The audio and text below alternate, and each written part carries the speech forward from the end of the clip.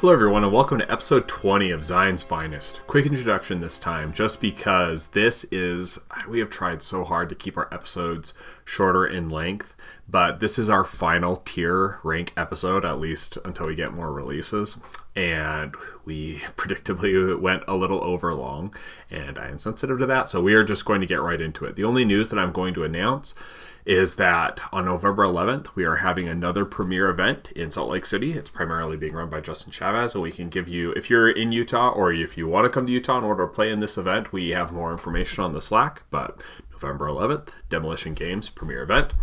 The other two things are that we are encouraging everyone again to continue to record your games on the Google form that is pinned in the Shatterpoint General channel. And the last thing is that if you would like to receive the promo, you need to hop on the Slack, fill out the Google form that is pinned in the Shatterpoint General page, and then I will be mailing it out to you. If you are in the United States, it's super easy. I'm just mailing it out to you. If you are outside of the United States, we are working on coordinating logistics for that mail, but that's also going to be going out to you. So that's it. Thanks so much, everyone. Enjoy the episode. All right, Sam, start us off with our B2s. Take it away. So I have B2s in the A tier. I feel like they do everything well. They have good offense because they can add dice. They have good defense with a good health pool plus protection. They have extra movement from their relentless advance. They just work really well in every place they want to be. They perform better than your average unit. Their tree is quite good with early shoves. I think they're a really good unit.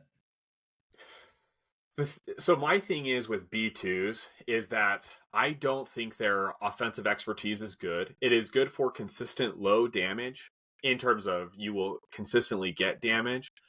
But I just find that they struggle in order to climb this tree to get 5 steps with their 6 dice, even if you add 2 from Saturation Fire. And to be honest, even if you're adding 1 more from Kalani, I rarely find that you're spiking for that much damage. Not that they can't do it, but just that doesn't seem like what's happening most of the time. So they're great for good, consistent damage.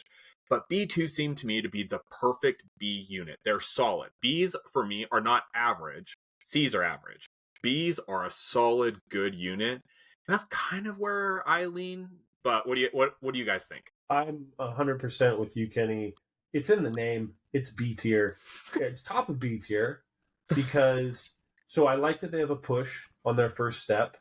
Yeah. And I like that they have good damage potential there. But I actually find that offensively they end up really underperforming where I feel like they should be on paper. And yeah. Primarily that's because they have an awful expertise tree. So It's nice to say like, hey, 1 expertise translates to a damage, 2 translates to 2. Yeah. If you roll 3, 4, 5, it's completely wasted. Anything above 2 is wasted. And just damage, even guaranteed damage, will always be worse than criticals or just steps in general, because steps are going to have more than 1 symbol most of the time. And that's just way more valuable. Defensively, I don't think protection does enough to make up for the fact that they are awful defensively in terms of their dice. Their expertise is not great defensively. So I played against them in a game tonight, and I really just was not impressed or really worried about them in terms of like their offensive capability. I think that they've got great synergies with Kalani and Kraken, and they work really well. As we'll discuss later, I think they're a better battle droid than the B1s, but I would put them solidly in the upper echelons of B tier, not A tier. I think A tier is reserved for something that just does better. I think I'm looking at them thinking they're a secondary, but they're not. They're a support.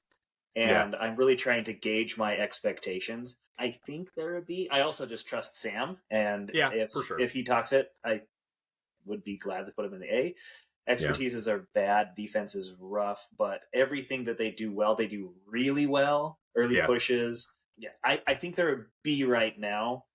Yeah. I could be hornswoggled into going up to an A as we go later through and realize that supports aren't that good. Yeah, I'm really open to persuasion on these guys too. I think the B2s are a very solid all-around unit. I think that they, to Sam's point, they do everything pretty good. Yeah. And they don't have any glaring weaknesses.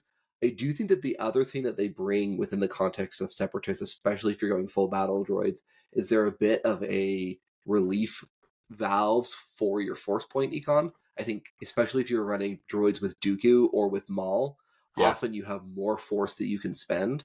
And these guys really can scale up and sort of be a sink for your force points if you have too many. I could see them in A, I could see them in B. I think you guys are overestimating what the offensive capability of a lot of supports.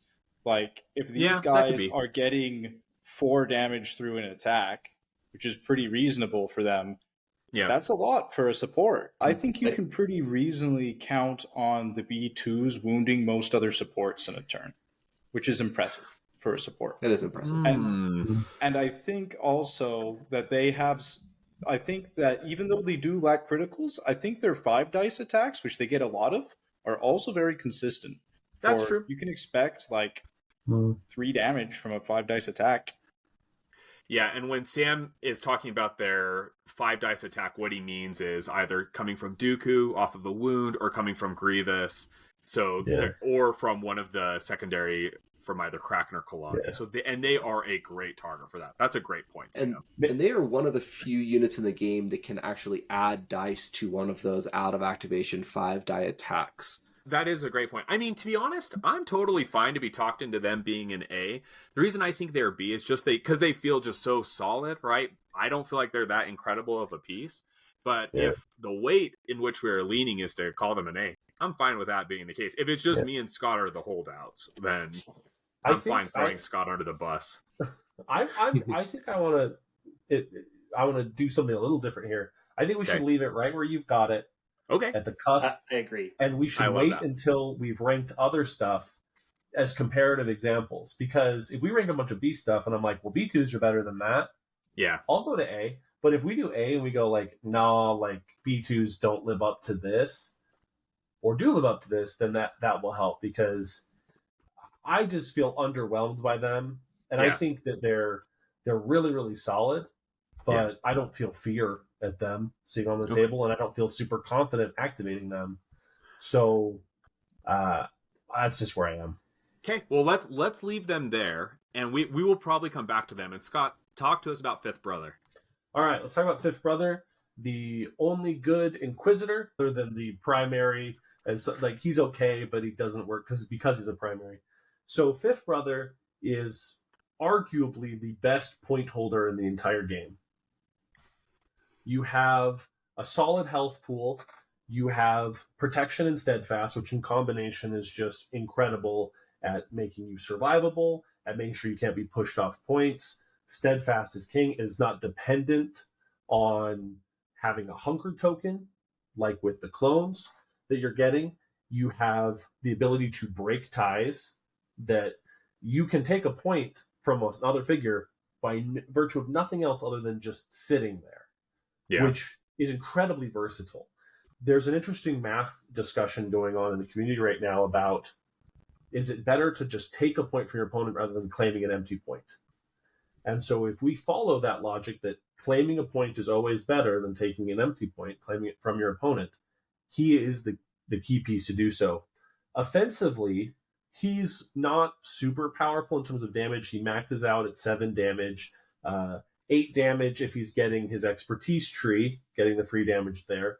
But you're not getting him for his extra damage. You're getting him for his incredible control abilities, including Force Repulse, which is one of the best abilities for clearing out opponents in the game. You're able to push everything within 2 of you 2 away. You just push them all off. So there could be 5 figures contesting that point. He drops in the middle and just says, get away. Yeah. I'm taking this point. It's mine.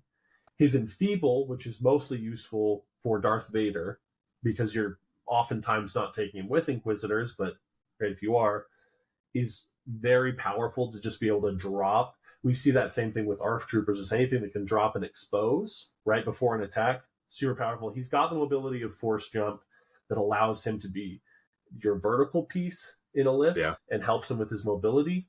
Because of all that put together, and because his expertise tree has criticals, I put him in the A tier. Maybe not top of A tier, maybe middle to lower half, but I feel very comfortable putting him in the A tier. I think he's A tier. A drawback, I don't know if the drawback, he's still 1 figure. Yeah. And I just, you can't really overstate that, because I agree with everything Scott said in terms of the flipping ties and all of that. But two figures can also do that. They have to Yeah. be positioned right. There's a lot more circumstances around it where the fifth brother can just flip it. I think the reason that's probably keeping him from S, I know you couldn't make two of them because that would be Yeah. really broken. That'd But be a problem. just being one figure, it naturally is. It's a pullback. Dudes on the Yeah. board are still dudes on the board. So I will just say hello there. We love Jesse and Amon. They rank Fifth Brother as S tier. And I think the reason they do is because as a single figure, he is the most powerful single supporting character, which makes sense. But again, as JK just said, there's only one of him. And that can lead, I think, to some really awkward turns. He is amazing. There's no one better at taking a point, which is awesome. But I think in terms of if you are needing lots of things to happen on the board, right? Like if to be honest, I would rather have Clan Kreese, I think most of the time, than Fifth Brother if I'm wanting to swing some points, because they are able to push and shove. Yeah, they can't do as many as he can, but I don't know. I just feel like the force repulse, the cost of this just feels like a lot. Here's a question. This will be my question to kind of help us flesh this out, because I'm not really going to fight knocking him off of A tier because I think he's a really good figure. But is Fifth Brother good outside of Vader lists? I think so. I think so. The way that I think of Fifth Brother is, I think he's a very high floor kind of a unit. You know, Okay. if you were just drawing your list randomly, or if we were doing some kind of a crazy draft format, Fifth Brother is a phenomenal pick because he's going to do what he needs to do in whatever list that you put him in. I would not put him in S tier. I think the only thing holding him back from S tier is that the synergy for Inquisitors are just not there, because most of the other Inquisitors are lackluster or just strictly bad. I think he's like one or two box releases away from being S tier. Right now, I think he fits in a solid A tier, and because he's not somebody that you're ever building around, but he's a very, very solid role player if you need somebody in your list to fill that role where you don't have synergies with other keywords. So I think Fifth Brother is S tier in the list that he's played in, but I think it really is only the Vader list. I think in everywhere else, he is just a solid piece. I think he is hurt by conditions in a way that other supports just aren't. Like pinning Fifth Brother is so much more brutal than pinning any of your dual figures. Yeah. Disarming him is so much worse. Great point. I think that those things are what keep him out of S tier for me. I was tempted to put him there, but I don't think he makes it. He has too many drawbacks, and he doesn't have enough homes besides the Vader lists. Yeah. The weakness to conditions is a great point, because that's something I don't really think about, but it is brutal. Because I mean, with all your dual secondary units, you're only feeling the effect of that disarm for half of your activation. Whereas if Fifth Brother is disarmed, man, that's going to feel real bad, right, for his one attack. Yeah, you can overcome that a little bit if you're running him with Grand Inquisitor to cheat out a heal. Yeah. But because, as Sam said, we're running him with Vader most of the time. Yeah. Unless you're doing Vader Inquisitor, which you can do, but a lot of people, at least we aren't. Yeah. You're not getting that. It is a really good point, Sam. All right, Matt, talk to us about ARF Troopers. I love ARF Troopers. I think that they are strictly the best clone trooper support, even if you ignore cost. So I think if you costed ARF Troopers at 4, they would probably still push out the 4 cost clone supports. Oh, so sad. They have some of the standard suite. They've got the defensive maneuver and the brothers in arms that clones have. Dash and a hunker token, and then they get steadfast while they have a hunker token. Coordinated fire expose is really the star of the show here. Absolutely. I have talked a lot about how if you look at the value of conditions versus damage, conditions, generally speaking, are more valuable than a single point of damage, but they are future casting into the game. You are trading damage impact now for a later impact, delayed impact in the game. And ARF Troopers kind of cheat that, because normally expose, in every other situation in the game, expose, well, except for Fifth Brother, because he has almost the same ability. But in every other instance, expose is being applied as part of an attack to have an effect on the next one. But these guys are applying it now. Yep. They're effectively giving, depending on your target, they're giving whatever attack they're doing an extra 1, 2, 3 successes, which is enormous. Huge. And range 5 on that means that if you're positioning carefully, you can trigger that a lot of the time. The downside is they're not super durable. And if they get wounded, suddenly you have to pay force every time you want to do that, which hurts. 7 stamina is not great. Their defensive expertise is fine, but not great. But their attacks are fairly solid for at least a clone trooper support. Pin into shove in 2 steps with reasonable expertise is pretty good for a range attack on a support. Yeah. I think their defensive tech and lay low also, you'd never notice it. If they get attacked, they're just going to get wounded, and you just have to accept that. I imagine I'll face some resistance here. I would like to put them in low A tier. I think that they are the premier. If you were building around Galactic Republic, you have ARF troopers in your list, and they enable you to do some really strong, flexible things with Vader, who turns out a really great figure. Yeah. They allow you to do some really strong and flexible things with Mace, and so I want to put him in A. Okay, so let me just say one more thing before everyone starts beating on Matt, is that one other great thing about ARF troopers is that because of coordinated fire, ARF troopers kind of invert the math, attacking figures like Dooku, who normally, or Ahsoka, who normally you cannot attack them. If you find yourself in a game attacking Ahsoka and Dooku, most of the time you should assume that you are not making the correct decision. However, the ability for ARF troopers to be able to hand out an expose so that Dooku can no longer convert your crits into misses, he can be brought down if you are able to consistently get that kind of coordinated fire bust rolling. And so I'm not positive that I think they're A tier, but I just want to say that they are a really strong unit for being able to do that. But now let's hear the resistance. So I agree with most of what Matt said. I think they're the best clone trooper, regardless of cost. I think that is because of coordinated fire expose. That is the most useful, 100% hands down. Most of the time, they're very much like other clones, 7 health. If they had 8 health, I'd feel a lot better. I mean, they had a lot of things I'd feel a lot better. Yeah. Defensive maneuver is the same. Lay low is never a thing. Brothers in Arms is, again, very consistent for clones. I don't like that their damage caps out at 5. Yeah. That's not ideal, but they do have crits in their expertise pool. I don't love that their defensive expertise has 2 expertise for 1 block. Anytime, the metric that I'm always using is, does 1 symbol give you 2 symbols in trade? If so, that's great. If 2 are giving you 1, that feels really bad. That feels bad, man. I would feel, I'll put it this way. I feel like they belong in B tier.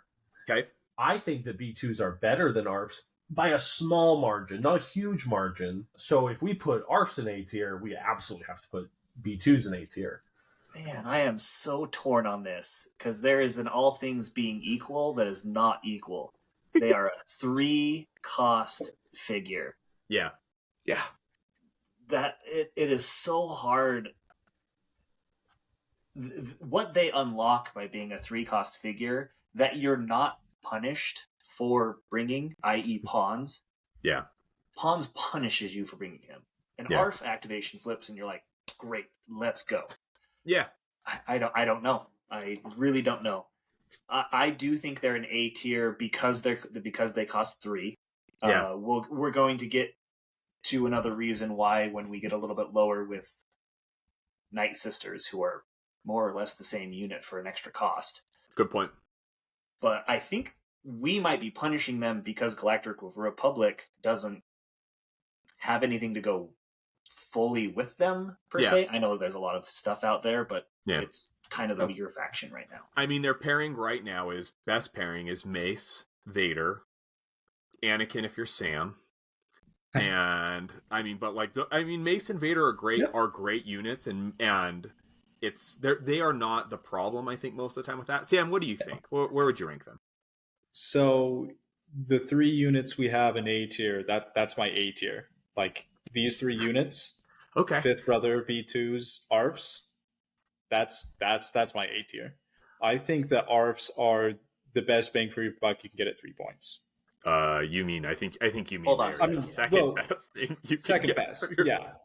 Good point. This is second best, but best for like their for their faction by far. Yes, for sure. They have they have an impact on the board. You can put out a lot of pins on people. Yeah. With damage and shoves. Yes. You're getting a lot for a little. I think it's good. I think their 1 for 2 block is my standard for support. Yeah. I think it's an exception if they have better than that. They expect 2 block on every defense roll, right? Which is totally fine. Not fine, but like that's what you expect, right? Well, I mean, it depends a little bit on how you count it, because they are only rolling 4 dice, and Yeah. it is a bit where the lay low comes in, and I think that offsets a little bit of what you're talking about, Scott, which is if you roll 2 expertise, usually that means you're getting pushed up into the 3+ tier where you're getting 2 block because of that lay low. If you're rolling 0, like there is still an awkward trench there where you're missing out there. The other thing I'll call out that I think is really interesting for ARFs is I think it's really easy to underrate them because their activations never feel super impressive, but they have a really powerful static impact on the board anytime they're in range of what's happening. ARFs, I would put at the bottom of A tier, B2's above them in A tier, and I'm okay with that on the basis that you guys have made really strong arguments about they cost 3. Yeah. If we frame it that way, I feel very comfortable. Yeah. Which I do think, I mean, them costing 3, they are the second best 3-cost unit in the game, right? And so that which is a lot, and they do bring a lot. Okay, let's move on. Next, we got Soups. JK. I think we've gone through the 3 most probably difficult to place for different reasons, and everything's going to fall a bit more into place here. Yeah. Soups are good at a lot of things. They're mobile. They can pack a punch. They have a lot of different options on their trees. They are okay offensively. They're not great offensively. What they do well. I think they're a low B tier figure. You might even put them into a C tier because you kind of need things to line up really well to get them to do what they need to do. I think there's going to be pushback on them being in that range. I actually kind of feel like I would throw them into C tier, mostly because you look at where they're being played, and the answer is kind of Mama T, and that's it. They don't punch above their weight very well in terms of doing damage. Their pushes are late. Yeah. Even, if you roll 3, you do get the jump, but there's not a lot of great of them. Yeah. They have a hugely high ceiling of if everything goes right, this figure's awesome. But I think they're, as a whole, slightly underperforming. And I think I've talked myself into, I think they're the high C area. High C fruit punch. Okay, so I'm going to say I think they are a solid B, and here's the reason why. JK brought up what I think are their defects. Their biggest defect, in my opinion, their biggest defect is this: that you are not getting a shove till you are 4 steps up the tree, or if you roll 3 expertise, which you can't count on. Okay, and that hurts a lot because that means that if they are going to be taking a point, most of the time, how they're going to have to take it is by wounding a unit. Now, they have really strong damage. Like, if you're looking at their tree, they've got good damage, and they can hit pretty hard, right? But that is a huge problem. However, I will say that I think their melee expertise is fine. Like, it's not... I mean, three expertise giving you 2 crits and a shove feels pretty awesome. And their defensive expertise is great. If they're in melee, they're rolling 5 dice with this pretty solid expertise. So I find that Soups, I never find them to be a super flashy unit. And to be honest, a lot of times I feel like they kind of let me down. in terms of I expect them to do more than they can, but I feel like their baseline is just perfectly solid. It's not average. I think they're a little above average, but I mean, I'm fine with them being high C, but I think of them as a B. Yeah. I also think of them as a low B. I'm not going to call them a middle tier B or a high B, but I feel very comfortable at the low B range. Yeah. Because having a jump on your tree can be really, really effective, especially because they do have jetpack. They have that vertical movement, that verticality that is useful, that is going to get you places. Their ability to be really impactful in melee range is sort of unique with supports. Most supports are living in a ranged space. Yeah. You can pair them with Vader, but they also work really well outside of Vader. They pair with Gar Saxon, they pair with Bo, they pair with Clan Kryze. They have that flexibility. I think that all of JK's criticisms are very, very valid. Yeah. And accurate, but that doesn't take them down to C for me. Also the ability to engage with an opponent and say, if you leave, you will take 2 damage is a nice parting gift, so to speak. Yeah. I also have them at the very bottom of my B tier. I think JK makes some good points about them perhaps being the top of C tier. Yeah. They do have, them and Clan Kryze have the best defensive expertise for a support. Absolutely. Like, this is so great. They do function well in that regard, but I really think the big problem is they don't have a great home. Just they're fine wherever you bring them, but they never feel like, ooh, I want to build if you say I want to build the Mando list, it never feels like it's incredible. Yeah. It feels solid. Yeah, I agree. I think I put these guys straight in the center of B tier, but I do think they come down a little bit, primarily because of where the metagame is at right now. I think they're a really solid, really respectable, really great kind of stand on points, melee scrap them up, all around useful unit. Yeah. I think the problem for them right now is primarily 2 things. One is there are no Mando primaries, so they don't benefit from any synergies with that just yet.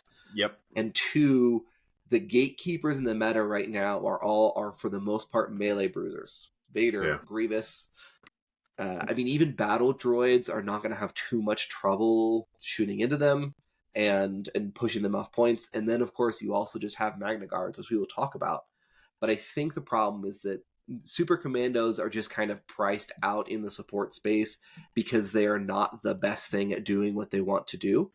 Yeah. And because of that, and because they don't have a synergistic home, there's nowhere to put them right now. I think they have nothing but potential to rise in stock as we get more Mando synergies in the future. Maybe if we see some adjustments to other units in the game.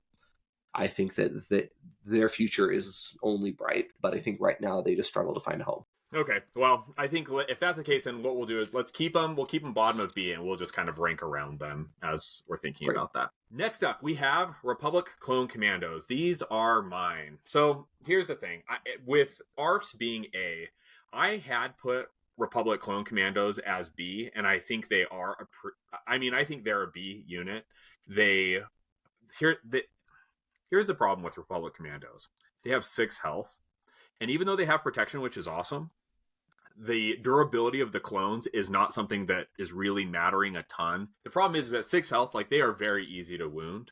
The other problem is that we're looking at their combat tree, and they do not have a single shove, which is, in my opinion, that is an almost unforgivable sin.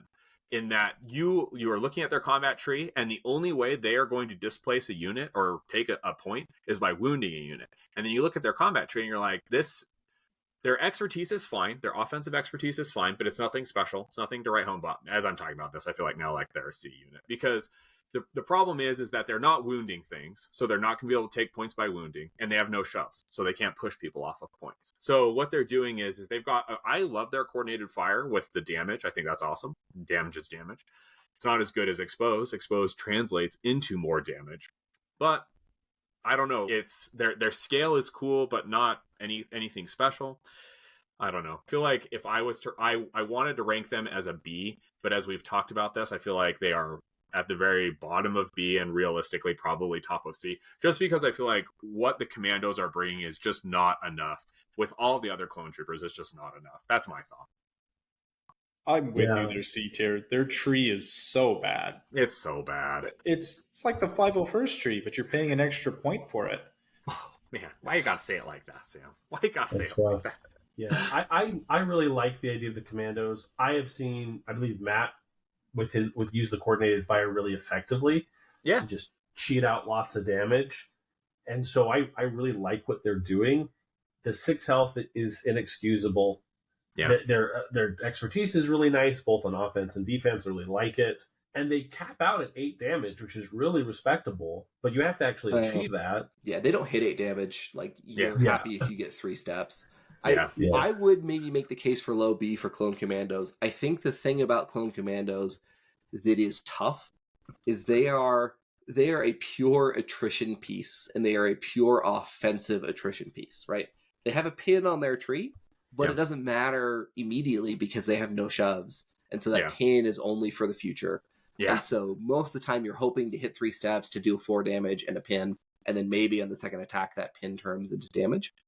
I will call out a couple other things. 6 stamina plus protection is strictly better than 7 health without protection. I do think that they are kind of the go-to if you want to take a clone trooper support that's at 4 cost.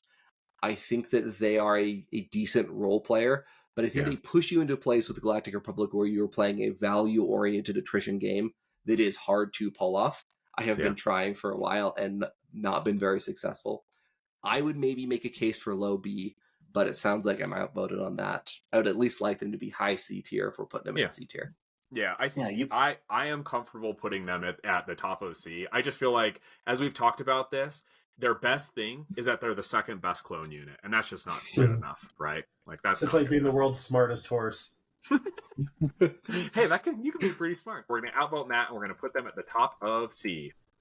Okay, let's They go tap that on fruit to... punch. That's exactly right. Let's go on to B1s. B1s I have above Commandos, bottom of B tier. They're like Commandos, but they cost 1 less point. Yeah.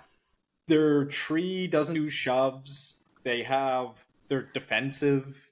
Well, not like defensive in like the fact that they're defensive in a frail sort of way. Like protection and 6 health gives false defense. 9 health gives false defense to these guys. Their expertise is awful, but Yeah. 9 health and sometimes they have protection is better than you think. They have a surprising amount of mobility with that reposition on step 2. Yeah, it's awesome. So that's where I have them. Their offensive expertise is perfectly serviceable. Yeah. I mean, it's not great. That's They have so no interesting. crits, right? They have no crits on their tree, but they're good at holding back points. I think is a great thing in their favor, right? And once they're on the midline, or if they're contesting on the midline, they are difficult to one shot. And I mean, that's a lot, right? Like for a supporting unit, being difficult to remove in a single activation is a big deal. I think there's a fringe benefit of them being 40 millimeter as well that makes them a little bit more mobile than most people think. Yes. Big booty base. Big booty base. There's big booty base is going to help you. The thing is, you're never going to take these unless you're going full droids. True. And so where does that place them? I still think they're probably in that B tier. Yeah. But I'm not sold on anything. I think I'm lower on the B1s than basically anybody else. I think they're below the Super Commandos. Wow. Above Or the above Super Commandos or the Republic Commandos? No, the Mandalorian Super Commandos. Okay. I think they're above the Republic Commandos because I like their combat protocols. I like that they have protection. I think that they're actually easier to take down than you guys are saying they are. Mostly, and that might be my bias that I have never failed to wound them. And, I'm running really offensive aggro lists, and so they're just not as... I think that offensively they just are not good. Their expertise is the worst in the game. Yeah, I'm really shocked at how low you guys rate the B1s. Like, I would have made a case to maybe put them, like, pretty close to the top of B, if not in A tier. I think, the fact that they cost 3 is huge, especially because Kalani is so good Yeah. that they enable you, and like the B1s are fine, but B1s with Kalani are a really solid like 2/3 of a strike team. Yeah. And I think sure, 9 health with protection does not feel like a ton, especially because their defensive expertise and their defensive dice are not great. Yeah.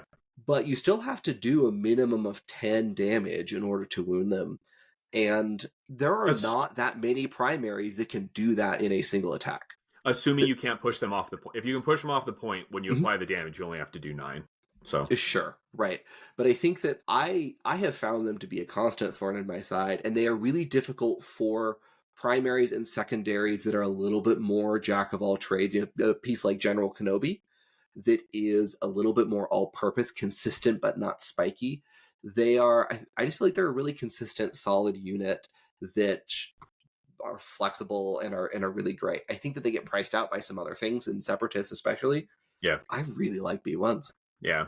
I think it's important to note that they also give you a really interesting form of activation control by being able to Yes. stick them on the bottom of the deck. Yes. That allows you to reserve something else. I've put myself solidly into B tier here. I'm just gonna I'm not gonna flirt with the C tier. They're just solid B. To me, I think that B1s are literally the exact middle point of B. In terms of we have as our ranks are, they are in the middle of B. Because I think for 3 costs, when I look at them for 3 costs, when we were initially making comparisons of 3 cost units, we were looking at Magnas, which are obviously going to be the best, and 501st, which are obviously the worst. And these guys, I'm like, these guys seem like a fair. Yeah, these guys seem like a fair 3 cost unit, right? And that is, I think, perfectly B. Yeah, especially in supports where there does not seem to be any degree of correlation between how strong a unit is on the table and whether they are costed at 3 or 4. Great point. I think that like these guys cost 3. And I think that in a world where the game is a little bit more dialed into what should a 3 cost support do versus a 4 cost support, these guys are very, very solid 3 cost support. I don't think they're quite ARF Troopers, but I think they're solid. Okay, well, you've done it, Matt. They're going to be the middle of B. And so let it be written, so let it be done. Scott, talk to us about Bounty Hunters. Bounty Hunters, one of our newest supports. So Bounty Hunters are an interesting piece. They are required to be with Cad Bane, I think, because you're getting the synergies there. I don't see much reason to take them outside of Cad Bane. They've got some decent offensive capabilities. I really like their on the trail tactic ability, because the ability to just dash towards an enemy character essentially means you can dash in a 180-degree angle. Yeah. Because most of the time that just means that everything in front of them to their periphery is going to be an option, which can be a really, really flexible dash. It's not as great as if you just said dash anywhere, but it functionally is that. Their tools of the trade is interesting in that they can just disarm someone within 4, which is nice because you can just hand that out. You don't have to do anything. Or you get the choice to give yourself Sharpshooter Impact 2 until the end of the turn. Unfortunately, there are other supports that when they have Sharpshooter 2 or Impact 2, they can just say, hey, let's give them a focus ability like Handmaidens, or in a secondary like Gar Saxon, where you get to take a focus action as you do something. So that requires them to have a focus action. I think Payday, I talked about this with Ara Singh in our secondary. I think the fact that Payday costs a force is ridiculous. Yeah, it's wild. It's just it's so pointless to spend a force most of the time. And obviously the idea is like, well, you can afford the force, you're going to get it back all the time. The problem is that offensively they're okay for a support, but they're really middle of the road damage wise. Yeah. They cap out at 5 damage. Yeah. Their last step is an expose, which really feels bad, man. They do have a push on their opening, so you're really reliably going to get 1 push. Yeah. But you got to get 4 steps if you need 2. Their expertise, if you get 2, is okay. If you get 1, is pointless. Their defensive expertise is pretty solid. I always like when on defensive expertise you have extra things like heals or jumps or something like that. Yeah. So for me, they are really, I would feel that if you tweaked 2 or 3 things on their card, I'd feel really comfortable with them in B tier. But as their card is right now, I feel they're a C tier character, probably in the same-ish space as the Clone Commandos. I'm not sure if they're above or below that. I think with the synergy you get from Cad Bane, maybe they're above, but there's also Galactic Republic synergy that probably pushes them out. So yeah, the vibe I get from the bounty hunters is that the design team was looking at Payday and they recognized correctly that that's an ability that could push a lot of units out of play if it is not tuned correctly. Yeah. And so I think they erred on the side of making it a little bit too expensive for what it does. The other sense that I get from bounty hunters is that they're probably designed to have more synergies with stuff that's just not in the game yet. Yeah. I think that I'm sure that they get a lot better once we get the Hondo box. I don't know what's in that box, but I'm sure that there's going to be some bounty hunter synergy. And right now they suffer from the fact that it's just not here yet. And I do think that right now they feel very average. If this was a unit that was at above average, in terms of it's just baseline stuff that's good, and then you could pay to give it a trait when you need to, then that could potentially be a really solid list filler of the kind that would push a lot of things out of play, period. Anything under curve would just be at a threat of being removed to bounty hunters. So I'm glad that they are where they are, but I agree, like C tier is where they sit right now. They could bump up with Hondo. Yeah, these guys are, I think, such a C. I mean, like, their expertise is garbage.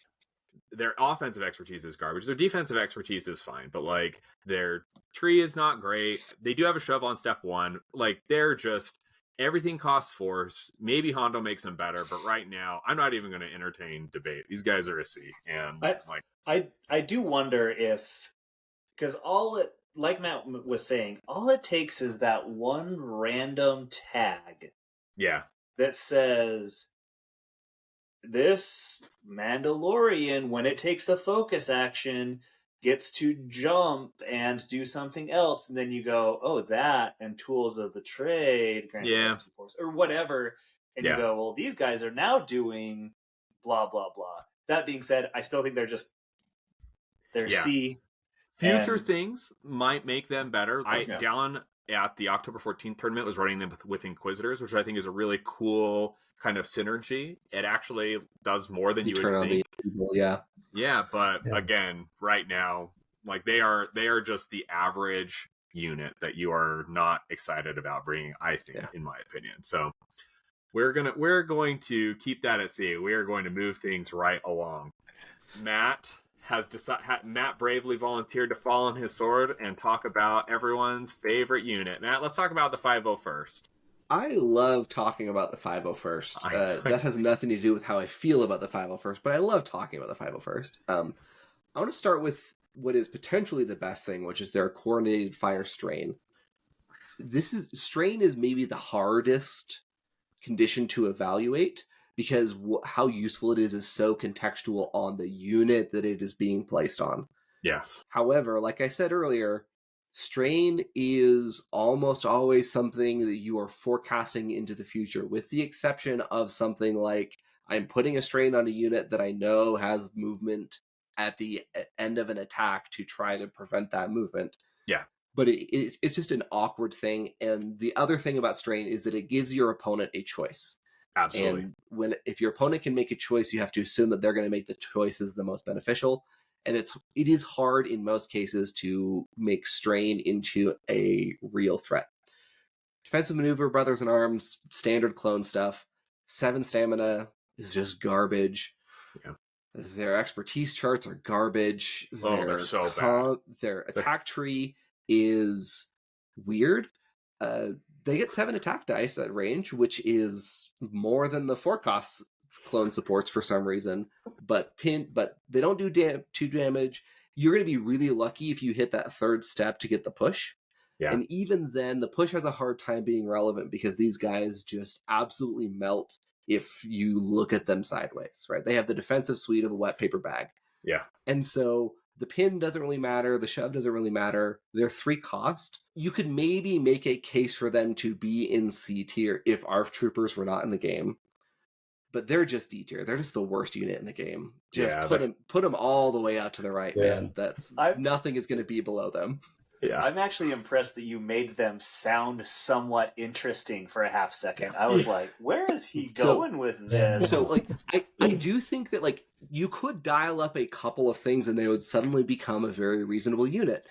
But I think that Oh, the reality is with ARF troopers in the game, the only context you would even think about running them right now is if you are wanting to run full Republic Mace plus Anakin or Vader. Yeah. And you It's just not don't worth want to it. do that. It's like the 501st are bad enough that it dissuades you from even making that choice. And so it Yeah. means that in your list you are picking between Mace or Vader or Anakin. yeah, they don't do anything. They have no unique value proposition other than that strain. Yep. And that strain is just not a big deal. People think it's like this huge condition, and it's Yeah. not. The best conditions in the game are expose Yeah. Or and pin. pin. And Yeah, pin. those are the absolute two best because, as Matt meant, there's not a choice Yeah. that is interacted with. Because oftentimes what's going to happen with strain is they're going to get wounded and they'll just be like, "Oh, I'll just get rid of the strain." Yeah. Or Yep. we say like, "I'm just going to take the damage and accept that it's going to happen." It can help a little bit with getting, putting strain on a battle droid that Kalani is going to order to attack, because you can kind of say, "Hey, you're going to take 3 damage, and we're going to increase the cost of that." Yeah. The only big thing I want to point out that is just wild to me, that is, I'm curious. I should look through the cards later to see if this is the case with anyone else. But I'm going to claim, I think the 501st is the only tree in the entire game where there are more single pips, single symbols on the tree than there are double symbols. And just to be clear, the last two steps 4 and 5 on that attack tree might as well not exist. Oh, Because yeah. with that attack expertise tree, you are never getting there. You Yeah. are lucky if you get to step 2. You don't want Yeah. the four for crit?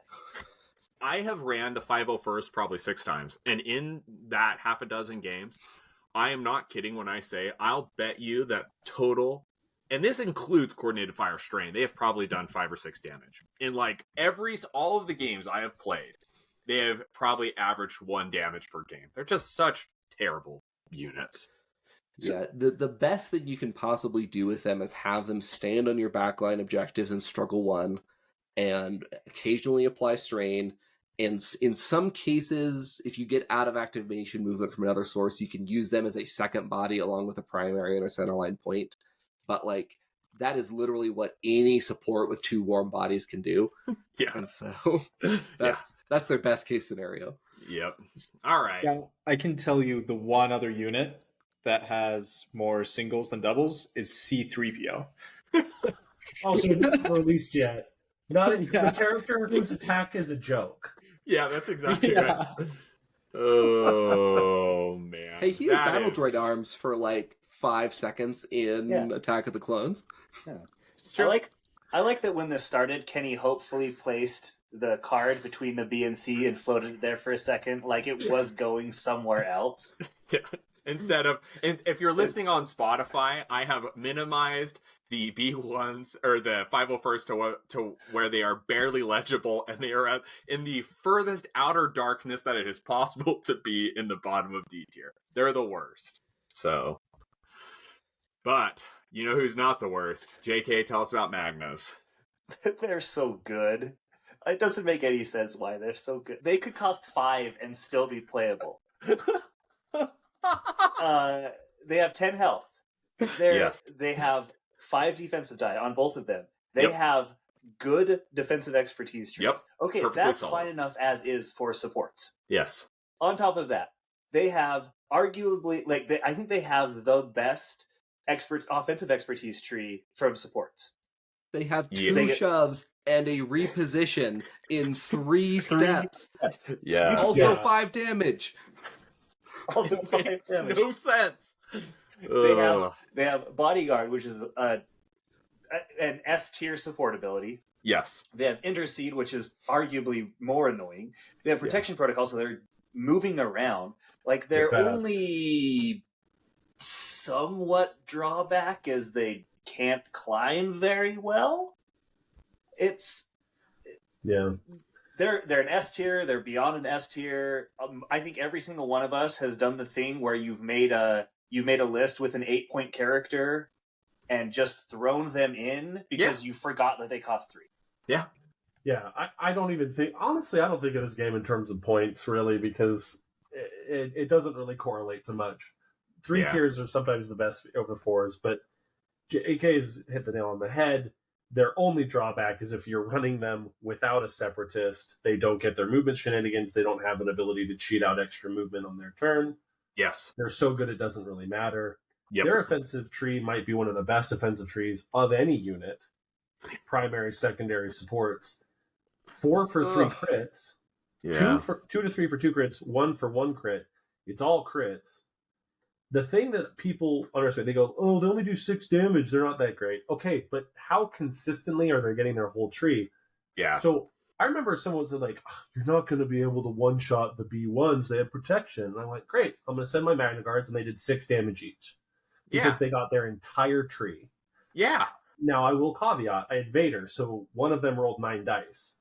Yeah. But I didn't care because if they take damage from Vader, they go down to having 8 health, which is probably the amount of health they should have. Is 8. So this is like Jango Fett. The gap between Fifth Brother and Magna Guards between A and S is like there might as well be a whole other tier in between them. That's how good they are. Yes, I 100% agree. Yeah, my contention is that all of the things in the game that feel overpowered right now are largely feel that way because they are abusing Magna Guards. Right. If Magna Guards disappeared tomorrow, Jango, not as good. Dooku, not nearly as good. Dooku Vader, for sure would feel that. Not as good. Grievous, not as good. Right? Yeah.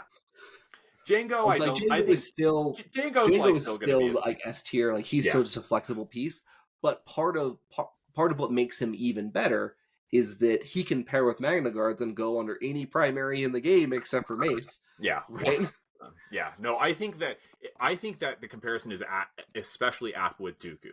Because if Dooku doesn't have Magna Guards, I think Dooku's still an incredible figure, but he is decidedly worse. Dooku Jango Magnus is just it is unbelievable how good that squad is. Yeah. And it is, I think, largely driven by Magna Guards they just do so much. You can do so much with these guys on their activation. Yeah, they created shatter them all the time, right? Because they're so they're really good at holding points for their health, their defensive, their body blocking, their body guarding. It's stupid. Their interaction with Mind Trick is stupid. Oh, so it stupid. Should be errated. Yeah. Oh, it feels so bad. You should be errated. I will never forget the one time I was playing with Sam, and he attacked Rex in between A2 and B2, and from his attack got down to C3. Because he shoved... He shoved, he repositioned, and he shoved again. And so Rex was off in La La Land, and this Magna Guard had literally crossed half of the board. And I was like, wait a second. Are these guys are these guys a primary unit? Like, what happened there? Is that Anakin who just attacked me? I don't know. Yeah. Yeah, they did that with 3 moves on the tree. Yeah, exactly. Getting their full tree is 4. It's 4. Man, I mean, I love Magna Guards. I think that everybody who runs them loves them, but they absolutely need to be pared down. They really do. Another thing to point out, half of their tree pips, 3 symbols. Oh, I know. Oh, the pain.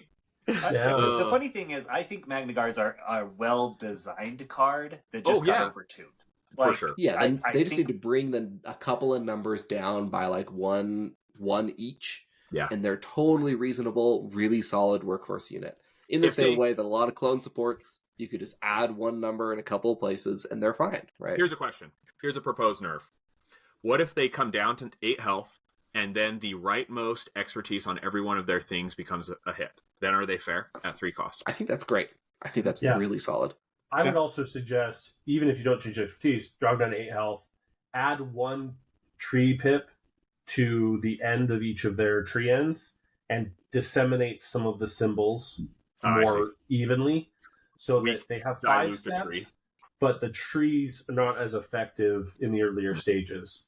Yeah, I think all of those are fair fair fixes. I think there's a lot of things you can do, but Yeah. as of right now, just play them with everything. Yeah. You'll win more games. Yeah, I think if you are building a premier list, Matt and I talked about this, and my working theory is that you should be running Django and Magnas in as many lists as possible. And if you do, you'll do better than average. So here we go. Let's go. Let's move on from what is the best supporting unit in the game to what is are these my favorite? Maybe.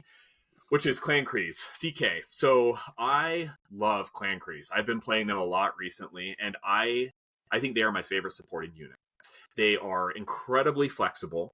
They have they have sharpshooter, and their Mandalorians are stronger together, which works really well for them because what you can do is you are moving them as a pack, but then they can split, and depending on what you need them to do. So as we look down at their combat tree, they don't have a jump on their tree, which is different from the soups, but what they do have is a pin into a shove or 2 shoves. And because of so they are rolling 6 dice plus sharpshooter plus focus. So they're rolling 8 dice most of the time. Their offensive expertise is not anything to write home about, but I am very consistently getting 2 to 3 steps up their tree. And most of the time, honestly, to be honest, like it is not too crazy for them to get 4 steps up their tree. I mean, they're rolling 8 dice. So they do have some drawbacks. They only have a range of 4, which makes that does hurt. They're super mobile though, so you can kind of make up for it. And they're also, I mean, their defensive expertise is great. 1 for 1, 2 for 2, but they are at 7 health. And so as soon as they get collapsed on, they just melt. For me, I think that the Clan Kreese is like I said, my favorite supporting unit. I think they are top of B tier. But I think at the very least, they are near the top of B tier. I like them. They're definitely better than the Super Commandos by a very slight margin. I think that the Commandos, the 2 Mandalorian sports, are very close together. I think there are a couple edge cases where I'd rather have the soups.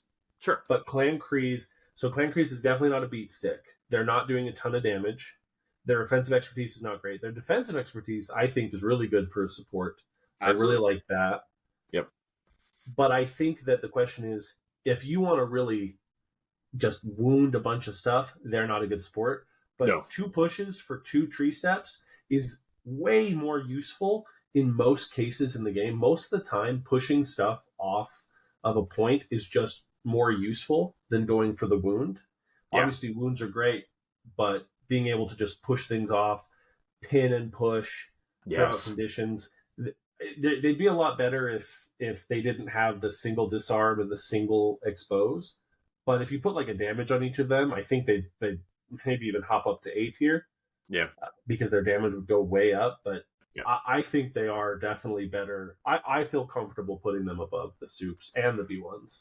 And one other thing before everyone else jumps in is I just want to say that we haven't really talked about our rubric in terms of how we're analyzing things, which is fine because everyone has their own particular flavor in terms of what their criteria are. I think, however, that the Clan Kreese are the most flexible supporting unit in the game. They can go in a list with no other Mandalorians and be totally fine. I ran them with Ahsoka, Obi-2, and CKs, and they were absolutely stellar all day when we played. When I've played with them, they're just such a stellar unit. And so that's not nothing. That they can be put in any unit and do very well. Any list and do very well is not nothing. So anyway, I'll quit shilling for them. What else do you guys think? Well, yeah, to add on to that, I think the consensus in the community very early on was like, the Super Commandos are just better. Yeah. And so you take the Super Commandos first, and then you only take Clan Kreese, like, if you're going full Mandos. Yeah. And I think that what has happened really, at least what we've seen locally, and I don't know that this is something that the wider community would agree with us on, but I think the Super Commandos just got outpriced, like I said earlier, in the metagame because there are better beat stick, melee bruiser, close range brawlers in the game. Yes. Whereas Clan Kreese are on par or better with any kind of ranged, shovey, more control-oriented support at their cost. Absolutely. And they're just really, really independent. And that kind of effect just is much rarer in the game. And so it is much more common that a list is wanting to say, like, I need another 4-point support that is going to give me a little bit of control, some great mobility, all of that good stuff. And so they find a lot of homes that way, especially locally. I don't have much to add other than they're a B, they're a GDB, and Well, and there's having nothing the else to choice say. between pin into shove or shove into shove for the Yeah. first two steps is Yes. phenomenal. It's absolutely amazing. So I think for me, what kind of puts them above the super commandos is that their ceiling is higher. Yes. Like you can have a much more explosive turn with all those shoves than with the super commandos. Yeah. Which is that's what I've seen, that like they both have very similar floors. Like they're both going to be like pretty consistent in like the bottom end of what they do, but you can just have a much more impressive turn with Clan Grease than Yeah. Yeah, again, I think that, to be honest, so like these first two steps, like this is the Magna Guard's first two steps, which I think Yeah. are the best. These two, but you also have the choice for pin. So this is like what I think the best opening tree in the game right there. Yeah, that's how so- you overcome steadfast, and that's an And important how you aspect of overcome any steadfast. list. And so if you're listening on Spotify, I will just say this very quickly before we move on, is that their first step, you have two choices, either pin damage or push damage. And then the second step is push into 2 damage. It's just so flexible, so phenomenal. I love them. So I want to put them at top of B. We'll see if that's going to actually be the case. But at the very least, we know that they are Bs. As JK said, they are GDBs. He's a So- no good bee. Okay. So, Sam, talk to us about handmaidens. I love handmaidens. I think they're awesome. I enjoy playing them a lot, but I put them in B tier, right near the top as well. They have their ability to climb and focus and get sharpshooter is really, really good. Yeah. It really helps with their consistency. They have a decent health pool. They have intercede, which is really great.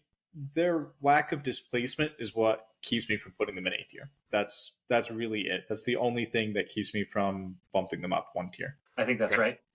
right. When an opponent has them, I don't like when they get activated because they can do a lot of things, but they're built to stand on a point and keep that point or maybe an adjacent point, and that's it. And I don't even mean that in a negative way. They're built that way for a good reason. Yep. But I think about turning to objectives a lot is what I think, and I don't know that they turn to objectives very well. To steal 2 from your opponent, they do it. They do it fine, and I think they're I think they're in that solid B tier territory. But yeah, without shoves, it's just harder to elevate them. Yeah. I'm going to just disagree hard. I think they're solid A tier. I think that I understand the criticism of a lack of displacement, but when I think of handmaidens, so one, who do we put in A tier? Padme. Who do we put in A tier? Sabe. Sure. Who is working with them? So if we think of it holistically as the Padme box, Yeah. which I understand, hey, handmaidens are not existing anywhere else, Yep. but I think that's okay because what they do is really strong in that box. They're getting cheated out movement from Sabe. They are getting support from Padme with extra dice, with extra movement. Their ability to climb, sharpshooter, shoot is super useful. 2 things that I think are really, really important about handmaidens. One, is there any other figure in the game that gets a jump off of the very first step in their tree? So if you're trying to cheat out movement, you only need 1 step and you get a jump. Not Right. for supporting, I don't think. Right. Secondly, how many other figures in the game, and now this is limited, can contest while wounded? Yeah, but that's not handmaiden thing. That's I know. But they're always going to be with someone, and they're the people who are going to be working with Padme to do that. Yeah. I think that with all of that, their displacement, their incredible movement abilities, and their consistent firing abilities to jump around, they have a lot of healing. They have the ability to turn a crit into a failure, which is a pretty rare defensive expertise aspect. It does cost them 3 expertise, but Yeah. it's still a really useful ability. They've got 5 defensive dice on defense. Their offensive expertise isn't great, but it basically just, what it really means is that your expertises are just regular hits. is Yeah. is generally what that means. I understand the displacement argument, but I think their incredible movement capabilities and their synergies make up for that enough to put them on A tier. I think they're exactly the same level as ARF Troopers. I think that ARF Troopers have more flexibility outside of the Padme box, but I would rather have Handmaidens than ARF Troopers, honest with you. But I really like Padme, so Yeah, I will be the dissenting voice here. Yeah, I think the thing is with them is that, again, I think it is an unforgivable sin to not have any push, right? Like, that's how the Republic commandos are. So the way that they are taking points is either by wounding or by the fact that they can contest while wounded if Padme flips is something to think about.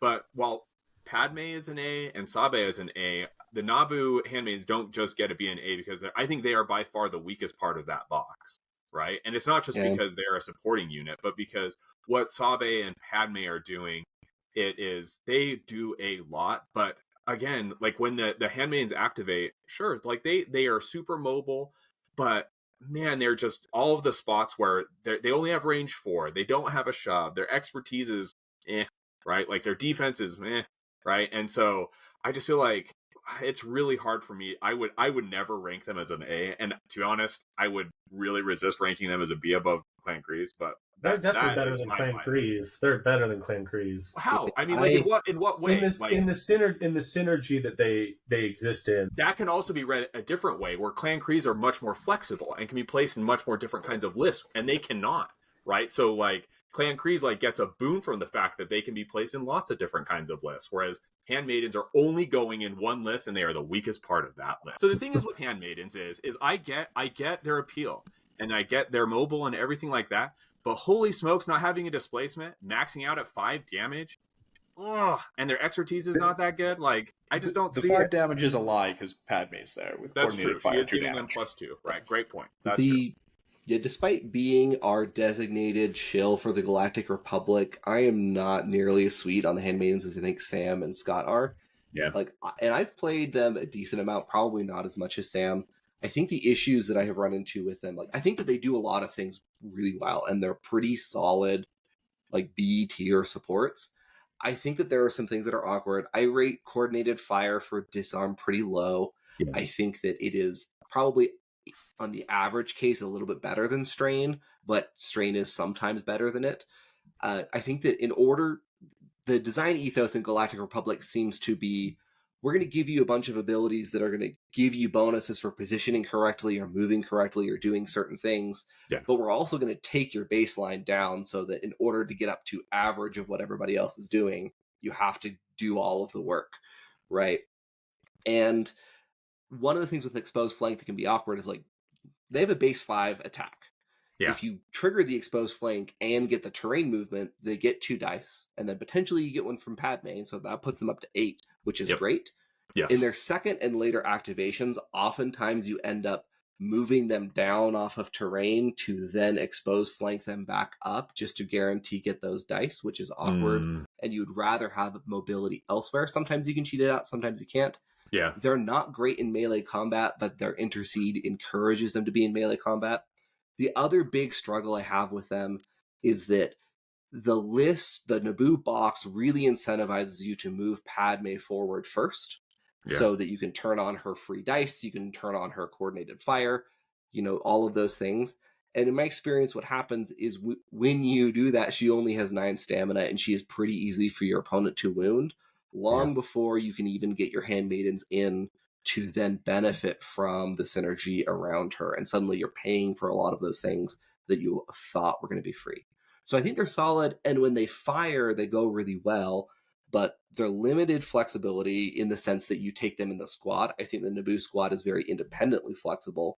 Yeah. So there's some weirdness there. I put them in B tier. I'm pretty agnostic as to where I could see them at the top or in the middle or at the bottom. Sam, as the Naboo shill, I'm going to let you have discretion. Would you like them to be top of B, or do you agree with me that they are below CK? I think they're the top of B. Okay. Huzzah. Tell us about Force Sister. So Force Sister is fascinating to me because I read her card and I'm like, how are you not really good? Yeah. But I'm so fascinated by it because in so many ways, I've played her a couple times, and I have found her to be a little underwhelming. I think like if you made a couple tweaks, she could be as good as Fifth Brother. But you know, she's got this force jump, which is obviously really good flexibility, and force pull. Force pull is really good. All the figures that have the ability to just pull people off points or push people off points for a force is really fantastic. She's got the enfeebles as well that's going to pin people. She also has the Inquisitorial Mandate where she wins ties. Swift Retreat is an ability that is hypothetically interesting, but kind of in praxis pointless. Yeah. You're wounded, so you can reposition. Okay, but I'm wounded. Yeah. And I guess you can position for the later struggles, even though you're not going to activate for 7 turns, and we'll hope that you are somehow in a better position there. Maybe you can use it to body block, so if someone is wounding her and then going to go up a ladder, you can maybe block the ladder or block the egress point. So it's kind of pointless. Her offensive tree, expertise-wise, is really solid. Her defensive is okay. It's pretty middle of the road. Yeah. I think that, you know, the top of her tree that has, for those on Spotify, has disarm and damage is whatever, but she's got push damage on the first tree. She's got pin damage on the second. She's got push on the third tree. She's maxing out at 7 damage. She can get a free force pull or first jump.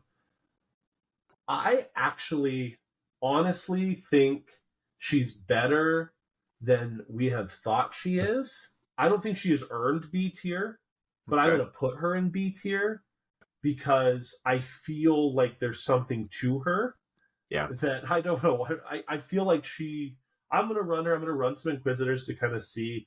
I think there's a virtue that outside of Inquisitors, she doesn't make a ton of sense. And so you wouldn't run her like you would Fifth Brother because he's such a good control point. Great point. But she just seems like she has a lot of abilities that would put her in B tier. But I'll let other people comment. So I think the problem with Fourth Sister is primarily, it's very clear that the Inquisitor box was designed to explicitly be run with Vader as the other primary. Yeah. And all of the Inquisitors were really heavily balanced around the idea that they're going to have access to 3 extra attack dice from Vader to trigger things. Yep. And then when they wound things, you're going to get healing back. I think the problem is that she is the same cost as Fifth Brother, but worse. Yes. And so the only way where she makes the cut in the Vader GI full Inquisitor list is if you decide to run Pawns with Vader. And if you do that, Pawns is just so like, as the person who advocated really, really strongly for Pawns being a solid, fine B tier unit within the context of Republic, if you run Pawns with no Republic synergy whatsoever, he is just bad. He's so is bad. Just a dead activation. Yep. Vader is Galactic Republic, my friend, for some inexorable reason. But he doesn't need the mobility that Pawns gives him, and Pawns can't benefit himself at all. Yeah. So, like, I think that there's maybe a world where, like, if we get some more releases and we start to see some more Inquisitor synergies that can power her up, really the problem, I think, with Fourth Sister is that she just struggles to do anything during her activation or outside of her activation unless you're investing a lot into make that happen. And there are just better pieces to invest her into. I made a big face when Scott said she should be B tier maybe, because I would put her at the top of D tier. Like I think that's way. I was originally going to put her in C tier, but then reading her card, like I was going to put her in C tier, but then reading her card, I'm like, I think we've underestimated her. Okay, so let me just say, so Jesse and Amon initially rated her as an A, and then moved her to a B, and I think they have probably played her. At least they have played with her more than we have. And so I am inclined to be deferential, but I think what Matt has said is, and I mean, Scott and Matt have hit all of the major points, which is that she is worse than Fifth Brother. And so then it is very tough to think about where she fits. And in that way, she kind of feels to me like Asajj, where it's like, if she's going to work, you're going to have to build a lot around her. And we put Asajj in C because we're like, she can do some really cool things if you're building around her, but it's not clear that the juice is worth the squeeze.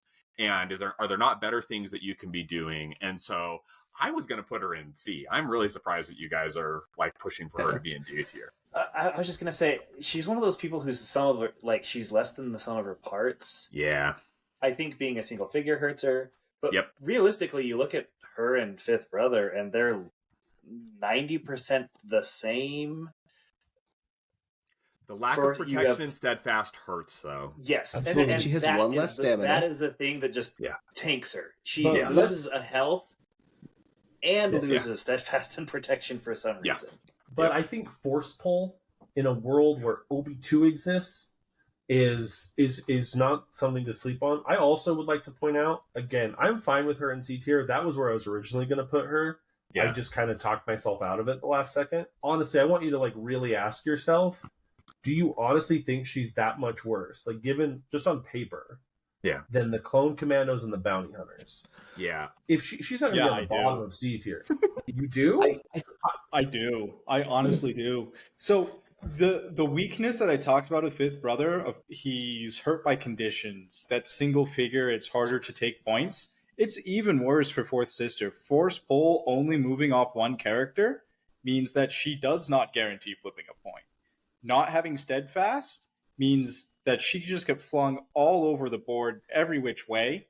Yeah. And not having protection, she functionally has like 2 or 3 less health than Fifth Brother, which is a massive difference.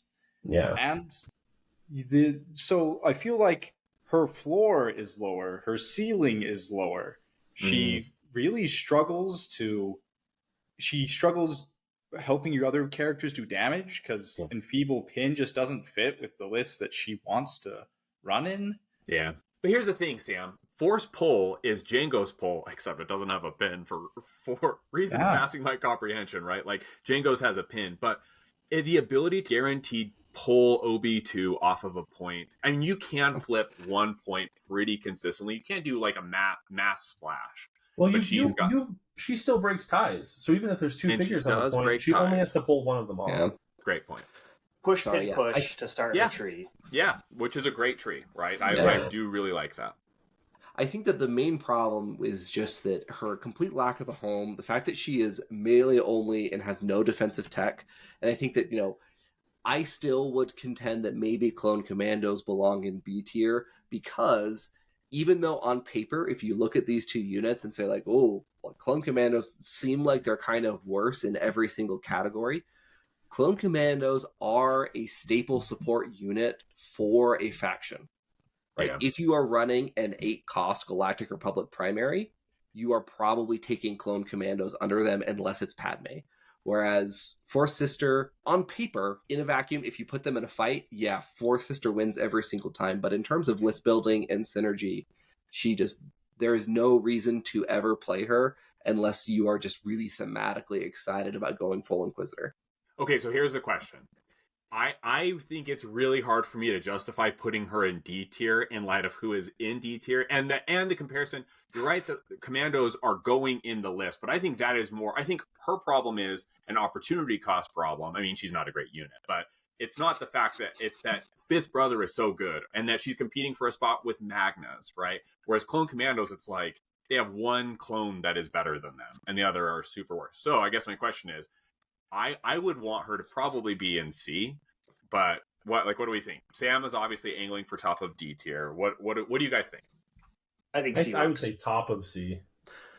Yeah, I think if we are defining tiers as C is sort of very situational play, but still have their uses, whereas D tier is there is no justifiable mechanical competitive reason to ever play them. Yeah. I think that definitionally is where Fourth Sister belongs. Wow. That could change in the Oh, future yeah. with new releases. I mean, we've even seen Grand Inquisitor with her, like Grand Inquisitor lists, like work, and so I think we need to do more testing. Mostly, Matt, you'll run Clone Commandos, and I'll run Fourth Sister, and we'll see who wins, and see how they perform, and we could just kind of figure it out. And we will, while we leave it as this here with her at the bottom of C. There you go. That's a good compromise. We'll put her in the straddle area, right? I think putting her in the bottom of C is a fine compromise. Okay, let's talk about the other clone trooper, which is the 212. Oh, these The guys. 212. So, Coordinated Fire Pin is situationally pretty good. Incredible. Yes. but it situates you in a place to play a control game, and I think that is a niche for Republic that we have not quite figured out yet. Yes. Or is perhaps just not playable. Yeah. The first 2 steps in their attack tree are pretty solid. Pin into shove. We've talked about that. That's great. Yep. Expose and nothing else is not great. Yeah. The best case scenario there is usually if you spike the 3, maybe you can hope that you tee your second trooper up to hit the 4. But the reality is you never hit that 4 damage. It's this juicy, beautiful thing at the top of the tree. But you're rolling 6 dice with garbage expertise. They're not hitting it. What is this? 6 dice, and look at this expertise. Like, come on. Will you pull guys. up the Clan Kree's attack tree? Because I was looking at these the other day, and they look like units that are designed to fill the same niche, but they just went through the 212 because somebody hates Galactic Republic and said, we're just going to subtract 1 from everything, right? There's 1 fewer step on the tree. The second step has fewer damage. You don't get the choice of double shove. You don't get the choice of disarm, which you never take, right? And then, like, the 4 damage is not nearly enough of a payoff. You would rather have an extra shove on that tree. Expertise is better. The dice are the same. Like they're very, very similar things, but the 212 have 1 less stamina. They don't have the mobility that the Clan Krees do.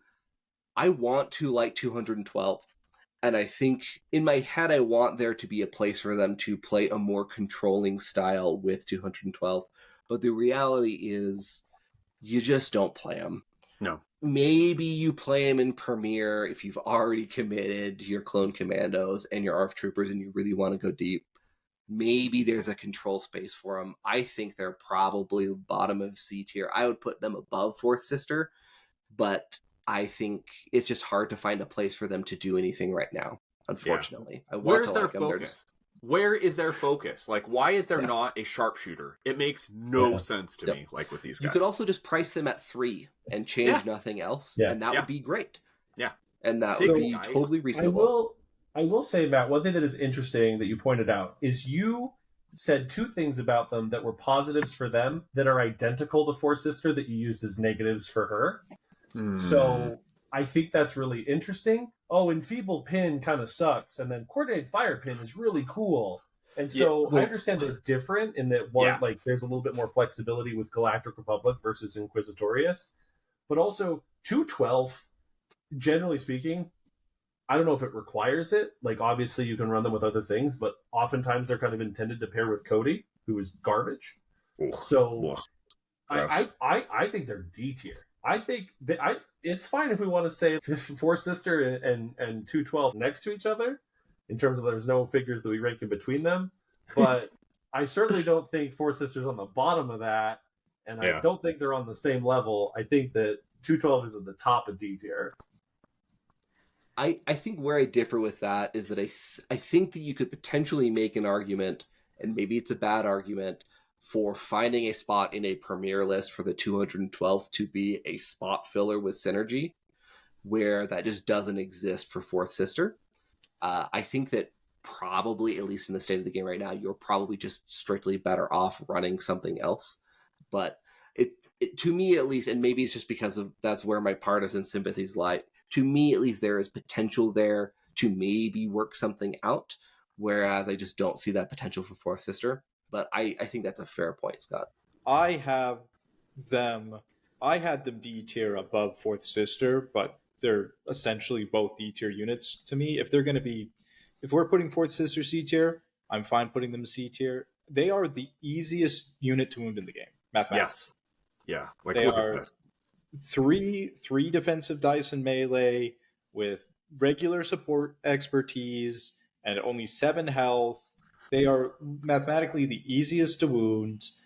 The Coordinated Fire Pin, just like on Fourth Sister, feels situational. Yeah. They just don't feel like they do enough. Their tree, bad. Yeah. Well, I mean, they've got pin push. I think the problem is more that, like, you cannot even consistently hit pin push, right?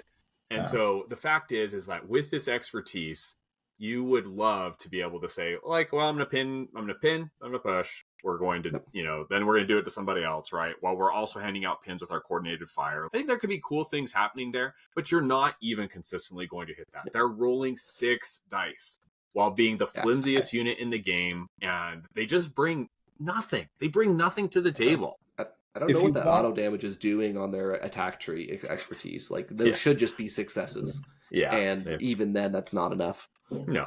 If you want pin push, just play ARFs. Yeah. Or Kreese. Yeah. Or Clan Kreese, right? Like, you run Clan Kreese in place of these guys, and the only thing you are missing is defensive maneuver getting you a hunker, right? Like, that's it. But you're getting focus and sharpshooter. So, yeah. I think you could very feasibly just cost these guys at 3. Yeah. And probably also you could cost 501st at 2. And that would open some interesting list building possibilities for Galactic Republic and still be fair. Oh, it's so sad, but so true. Well, I'm making an executive decision. I'm putting these guys at the top of D because they are bad, and if you run them, you will feel bad running them. Whereas I think I could see, like, Four Sister, if you're running her with Grand Inquisitor and Vader, like, I could see that feeling cool. Because I think with Vader, Grand Inquisitor, you're willing to take pawns, because I think having another Inquisitor for the double synergies, I think that I would be okay doing that trade-off, whereas I can't imagine any trade-off in any Premier event, because there's so many support options, where I would want the 212. Yeah. Because with Inquisitors, there's barely anything, right? Yeah. There's literally just 3 Inquisitors that aren't primaries, whereas there are 4 clone options. I will say, I have played the Vader Inquisitor with Pawn, so I can run both Inquisitor supports list before. I played it because I was teaching somebody how to play the game, and I was trying to pick a list that would be bad. and you did it. Reality, Pawns in that list is the deadest possible activation in the game, and I hate it. And that is coming from somebody who only plays Galactic Republic and is normally fine with dead activations. Okay, close us off, and let's talk about the Night Sister Acolytes, because I'm actually really interested in where we all settle with these guys. I don't think they're good. The Really? more I play them, Really? like replace Night Sister Acolytes with Clone Trooper, and tell me where they lie. They have yes, Acrobatics has a jump as opposed to a straight dash. Yes, Coordinated fire exposed, which is better. Yep. Darkness and Shadow keeps that hunker, but you don't get to keep the hunker when you're in melee. Great point. So you can't get that close. And then the Night Hunter ability only procs if you have a Dathomirian up there, which means yes, if you're running Maul, they're fine with taking those shots, but you compare their tree is, the pin push start, which is good. Good. That's expertise a good start. Is hot garbage. Yeah, that's not great expertise. Terrible expertise. Yeah. You do not get out of 3, or you don't get out of 3 steps, and you typically don't get out of 2 steps with them, because even with the 2 bonus from the Night Hunter, rolling 6 dice and that expertise, you're just not getting there. Their defense is okay, but the reposition is it's like a red herring, because you're still only getting 1 block. Yeah, they don't have ways to boost their defense in melee, right? They're losing their hunker, and they're gonna melt pretty quick. Yeah, I think they're C tier, because again, I think a coordinated fire expose is good enough, but again, you're running them on a T-box. Yeah, and they cost 4. Yeah. I used to think that they were a fine activation, but the more I play them, and I've played them a handful of times, they just underperform consistently. Mm. If you can get a late struggle 1 activation with them when things have already started engaging, they're okay. If you have to move them up early, they just die. Man. And if you do them in struggle 2, then typically someone's in their face and they're not able to do anything. Yeah.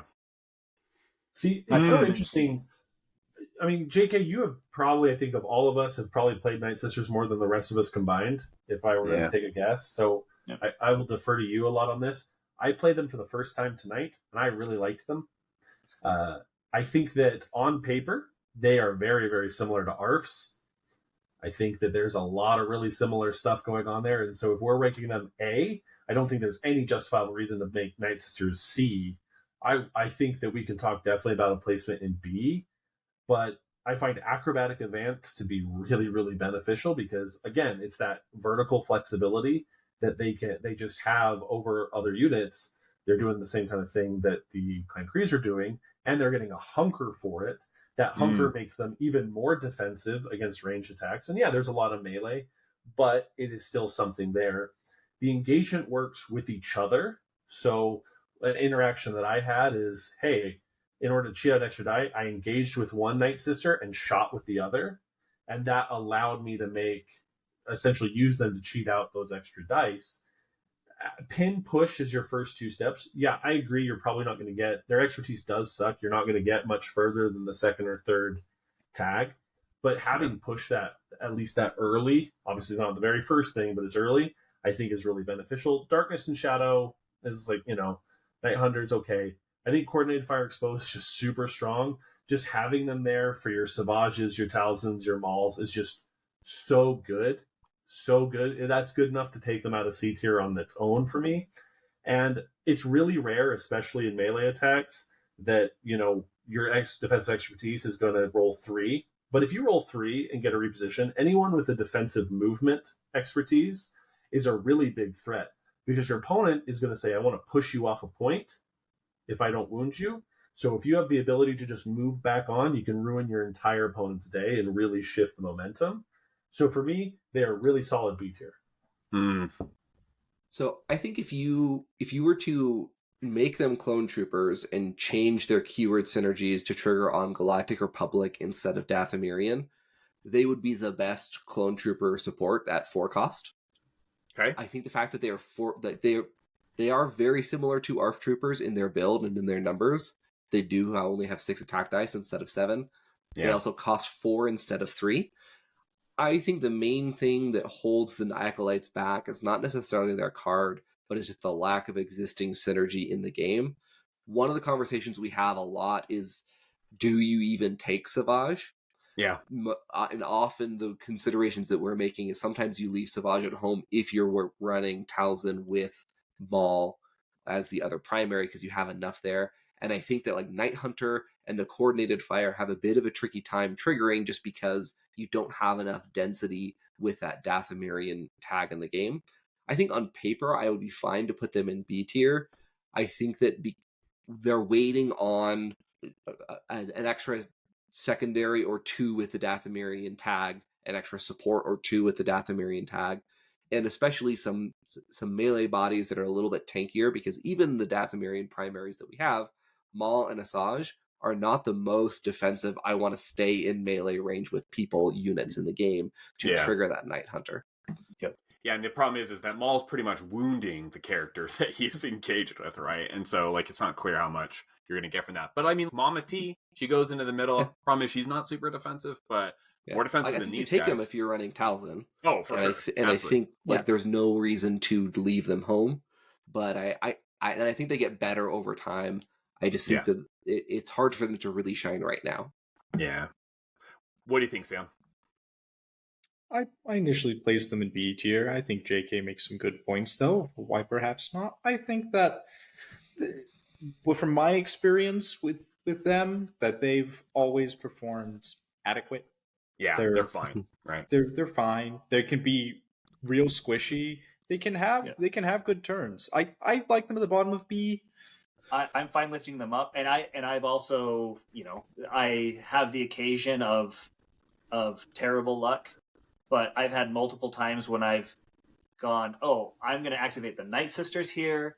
I have to do 3 damage to that thing right there, and then just flubbing attack rolls because they don't do enough. I think they have a lot of things possibly going for them. And I think they're kind of like the Four Sisters, where on paper, all these things kind of click until you can get them out there. And the problem is, as soon as they pop their head out, you just kill them and Coordinated Fire goes away. Because Because Obscured Shadows, is it worth a force point to pop it right away? Maybe. Yeah. But I don't know that it is. I would like to make the case that they should be in C tier, below Clone Commandos, but above Bounty Hunters, because I think they are very similar role players for their keyword. They are the 4-point cost support that you go for if you're building around the keyword that they trigger off of. But the Galactic Republic keyword just has more flexibility and more options than the Dathomirian one right now, and is more worth building around. But the in my opinion. Dathomirians are better. Yeah, see, that's my thing, is that I think the Dathomirians as a unit are a better unit than the Republic Commandos. Yeah. In these lists that we're bringing them in, they do more than what the Commandos are the doing. flexibility in Galactic Republic is the flexibility to be mediocre. If we keep Night Sisters at the bottom of B, we create a perfect bell curve distribution, which Great just point. looks very aesthetically nice. It's true. Well, as long as you take the 501st out of there. Well, I mean, the they're gone, don't 501st worry. that they're they're gone. We don't- I don't know what 501st you're talking about, Sam. I mean, I mean, to be honest, I do love like this distribution here, especially because I love that but like ones. we can't rate the existence of the game based on like how it fills out a nice bell curve, right? Oh, that absolutely. feels Absolutely. dishonest. absolutely can. 100% the way we do this. Under protest, I will say, I think that it is fine if you want to rate Night Sisters above Clone Commandos, but I do not think that they deserve to be a tier above Clone Commandos. Yeah, I think that's fine. I'm fine with them being top of C tier because I think that they are obviously the weakest. Well, I don't know that. I mean, we don't like Savage, but they are not. Mama T is Mama T, and she feels awesome. And then the Night Sisters and Savage are definitely decidedly less awesome. And so, I think Savage is better than we think, but we'll see. yeah, well, we shall see. We shall see. Okay, well, here you go, guys. This is our supporting tiers. It is not a perfect bell curve, but that's totally fine.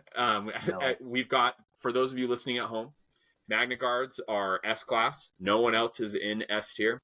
And to be frank, I wish that we had a tier in between Magnas and the rest, because they are just so much better than the next thing, which is, we think, and I think this is correct, that Fifth Brother is the top of A tier. B2s and ARFs are rounding out A tier. Moving on to B tier, we have the Handmaidens, Clan Krees, B1s, and Soups. Going down to C tier, we have Night Sisters, Republic Clone Commandos, Bounty Hunters, and Fourth Sister. And then in D tier, we have the 212th, and then way out in Outer Darkness, we have the 501st. So if you would like to debate or discuss, because our tier list is in several respects different from what people like their Hello There has talked about. And I know that other people have, we are not the first people to have produced a supporting tier list. So if you have got quibbles or debates, or you think that we have mismatched something or that we haven't played something enough, that is awesome. We would love to hear your feedback. All of these this is based on our experience. We've played a lot of games, but we haven't played a lot of games with certain things.